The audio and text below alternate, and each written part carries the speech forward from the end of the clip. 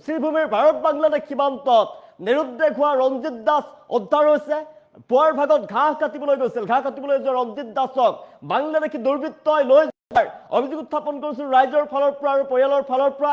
ৰাইজ আৰু পৰিয়ালে প্ৰতিবাদ সাব্যস্ত কৰিছিল শীঘ্ৰে ৰঞ্জিত দাসক উদ্ধাৰ কৰিব লাগে। বিএছএফৰ ফালৰ পৰা বিএছএফ আৰু বিজেপিৰ আলোচনা চলিছিল আৰু বিজেপিয়ে উদ্ধাৰ কৰি বৰ্তমান গতাই দিছে ভাৰতক আমাৰ ৰঞ্জিত দাসক। আমি জনাইছো বিব্ৰেকিং মুহূৰ্ত।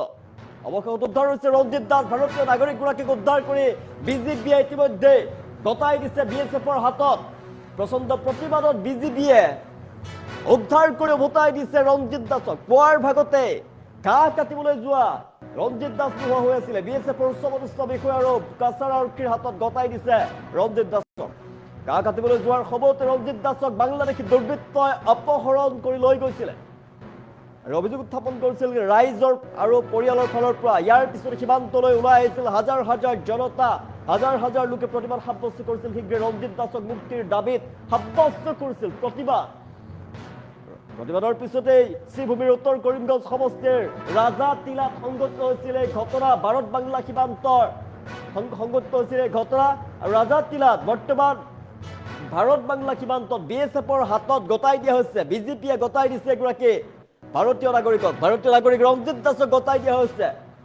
পুৱাৰ ভাগত সীমান্তৱৰ্তী অঞ্চলত বাস কৰা ৰঞ্জিত দাসে ঘাঁহ কাটিবলৈ গৈছিল আৰু ঘাঁহ কাটিবলৈ যোৱা ৰঞ্জিত দাস যেতিয়া ঘৰলৈ উভতি অহা নাছিল তেতিয়া পৰিয়ালে বিচাৰ কুচাৰ কৰিছিলে আৰু পৰিয়ালৰ ফালৰ পৰা গাঁওবাসীৰ ফালৰ পৰা কোনো বাংলাদেশী দুৰ্বৃত্তই ৰঞ্জিত দাসক অপহৰণ কৰি লৈ যোৱাৰ অভিযোগ উত্থাপন কৰিছিলে আৰু সমগ্ৰ ঘটনা সন্দৰ্ভত বিএছএফ জনক জনাইছিল, ভাৰতীয় নিৰাপত্তাৰক্ষীক জনাইছিলে আৰু নিৰাপত্তাৰক্ষীয়ে আৰু বাংলাদেশী বিজেপিয়ে বাংলাদেশৰ নিৰাপত্তাৰক্ষীৰ সৈতে এখন বৈঠকত মিলিত হৈছিলে আৰু শীঘ্ৰেই এগৰাকী ভাৰতীয় নাগৰিক ৰঞ্জিত দাসক কেনেদৰে ঘূৰাই আনিব পাৰি তাৰ তদন্ত চলিছে, অভিযান চলিছিলে। বিজেপিয়ে অৱশেষত দিনটোৰ অন্তত পুৱাৰ ভাগত যিহেতু ৰঞ্জিত দাস নোহোৱা হৈ গৈছিল, দিনটোৰ অন্তত ৰঞ্জিত দাসক উদ্ধাৰ কৰি এতিয়া লৈ আনিছে।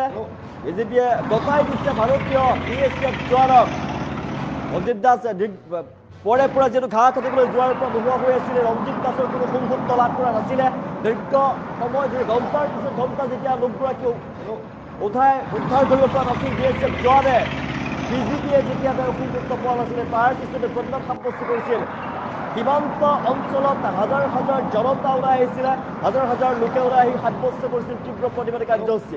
আৰু বিধায়ক কমলাক্ষদেৱ প্ৰকাশেও খবৰ ল'বলৈ যাওঁতে ৰাইজে ক্ষোভত ফাঁচি পৰিছিলে আৰু শীঘ্ৰেই ৰঞ্জিত দাসক উদ্ধাৰ কৰাৰ বাবে তাৰ পৰা অনুৰোধ জনাইছিলে, দাবী উত্থাপন কৰিছিলে। আৰু অৱশেষত প্ৰচণ্ড প্ৰতিবাদৰ পাছতেই বিজেপিয়ে বিচাৰি লৈ আনিছে ৰঞ্জিত দাসক বাংলাদেশৰ পৰা উদ্ধাৰ কৰি ভাৰতৰ বিএছএফৰ হাতত গতাই দিয়াৰ আমি দৃশ্যাংশ দেখুৱাই আছো। এগৰাকী ৰঞ্জিত দাস এক্সক্লুচিভ দৃশ্যাংশ আমি টাইম এইটৰ দৰ্শকক দেখুৱাই আছো।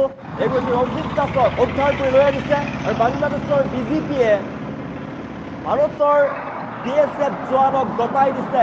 প্ৰচণ্ড প্ৰতিবাদৰ পিছতে বিজেপিয়ে উদ্ধাৰ কৰিছে ৰঞ্জিত দাসক। ৰঞ্জিত দাসক উদ্ধাৰ কৰি ভাৰতৰ হাতত গতাই দিয়াৰ আমি দৃশ্যাংশ দেখুৱাই আছো। বিশেষ গাড়ীয়ে লৈ অনা হৈছে, বিশেষ গাড়ীয়ে লৈ আনি বৰ্ডাৰ চিকিউৰিটি ফ'ৰ্চে ভাৰতীয় সেনা গতাই দিছে এগৰাকী ৰঞ্জিত দাসক।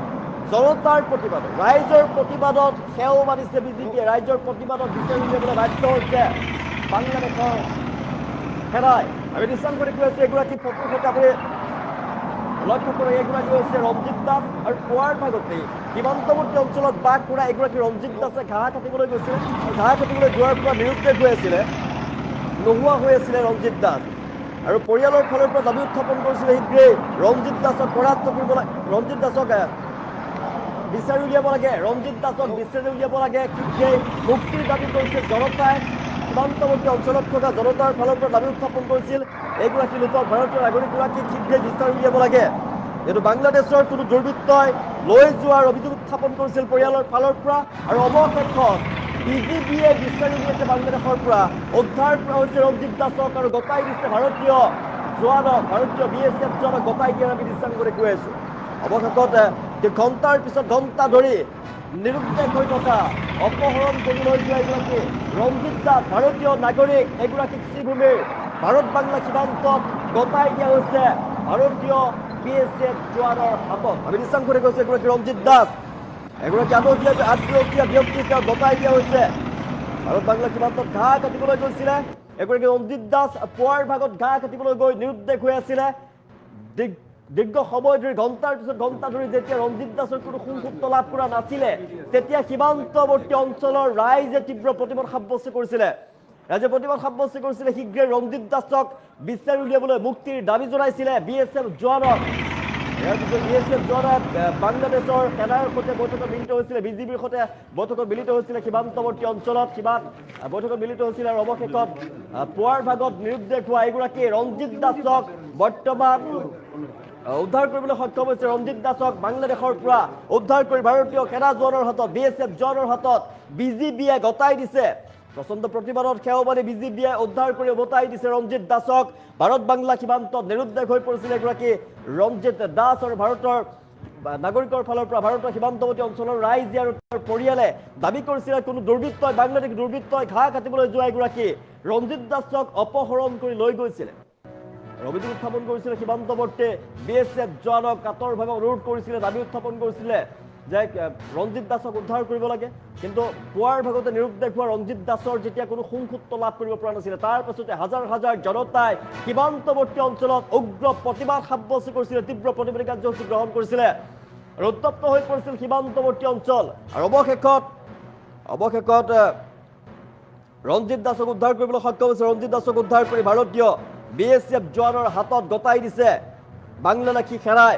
আমি সেই দৃশ্যাংশ দেখিছোঁ, এগৰাকী আঠবয়সীয়া লোক ৰঞ্জিত দাস, তেওঁ ঘাঁহ কাটিবলৈ গৈছিলে। ঘাঁহ কাটিবলৈ যোৱাৰ সময়তে কোনো দুৰ্বৃত্তই তেওঁক লৈ যোৱাৰ, অপহৰণ কৰি লৈ যোৱাৰ অভিযোগ উত্থাপন কৰিছিল পৰিয়ালৰ ফালৰ পৰা। আৰু অৱশেষত ঘণ্টাৰ পিছত ঘণ্টা তেওঁ নিৰুদ্দেশ হৈ আছিলে।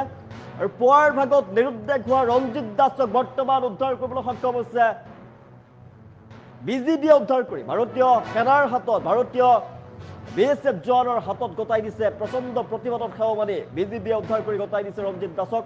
আমি এক্সক্লুচিভ দৃশ্যাংশ টাইবেটৰ দৰ্শকক দেখুৱাই আছোঁ। এগৰাকী BGBয়ে উদ্ধাৰ কৰি BSFৰ হাতত গতাই দিয়ে ৰঞ্জিত দাস। আৰু ৰঞ্জিত দাসক বৰ্তমান বৰ্ডাৰ পাৰ কৰি বাংলাদেশৰ পৰা লৈ অনা হৈছে, ভাৰতৰ BSFৰ জোৱানৰ হাতত গতাই দিয়া হৈছে।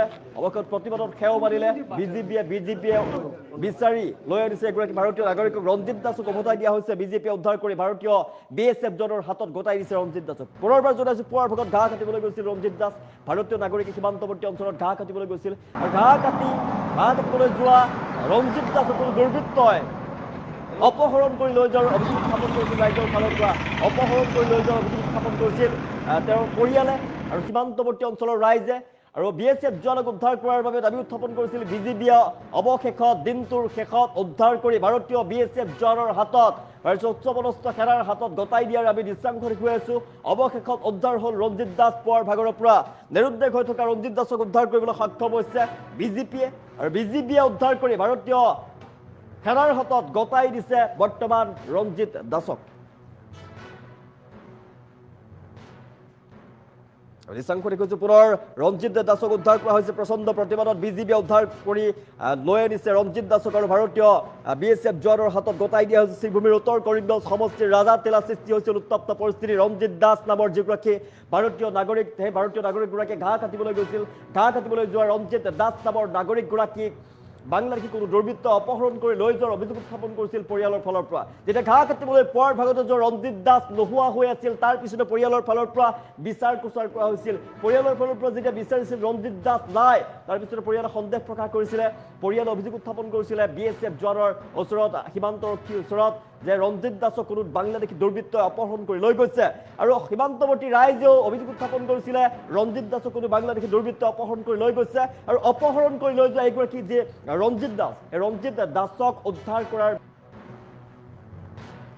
হৈছে ৰঞ্জিত দাস BGBয়ে উদ্ধাৰ কৰি লৈ আনিছে, BSFক গতাই দিছে।